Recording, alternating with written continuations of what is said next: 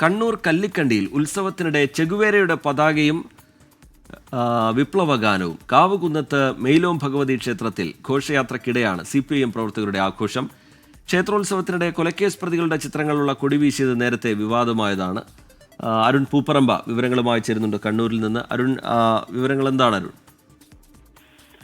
റിജിത്ത്, ഈ ക്ഷേത്രോത്സവത്തിനിടെയുള്ള ഇത്തരം ആഘോഷങ്ങൾ കണ്ണൂരിൽ ഇപ്പൊ സമീപകാലത്തായി നിരവധി ഇത്തരം ആഘോഷങ്ങളും അതിന്റെ പിന്നാലെ സംഘർഷങ്ങൾ പോലും ഉണ്ടായ സാഹചര്യമുണ്ട്. ഒടുവിൽ ഇപ്പോൾ കല്ലിക്കണ്ടി കാവുകുന്നത്ത് മൊയിലോം ഭഗവതി ക്ഷേത്രോത്സവത്തിന്റെ ഭാഗമായി നടന്ന കലശം ഘോഷയാത്രക്കിടെയാണ് വിപ്ലവഗാനവും അതോടൊപ്പം തന്നെ ചെഗുവേരയുടെ ചിത്രങ്ങൾ പതിച്ചിട്ടുള്ള കൊടികൾ വീശിയുമുള്ള CPIM പ്രവർത്തകരുടെ ആഘോഷവും നടന്നത്. ഇന്നലെ രാത്രിയാണ് കലശം ഘോഷയാത്ര നടന്നത്. ആ ക്ഷേത്ര പരിസരത്ത് വെച്ച് തന്നെ നിരവധി CPIM പ്രവർത്തകർ മുദ്രാവാക്യം വിളിക്കുകയും അതോടൊപ്പം തന്നെ വിപ്ലവഗാനം പാടുകയൊക്കെ ചെയ്തു.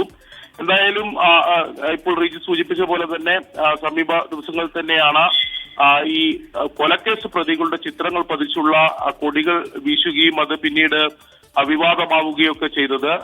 മുഴപ്പിലങ്ങാട് സൂരജ് വധക്കേസിലെ പ്രതികളുടെ ചിത്രങ്ങളാണ് കൊടിയായി അന്ന് ഉപയോഗിക്കുകയൊക്കെ ചെയ്തത്.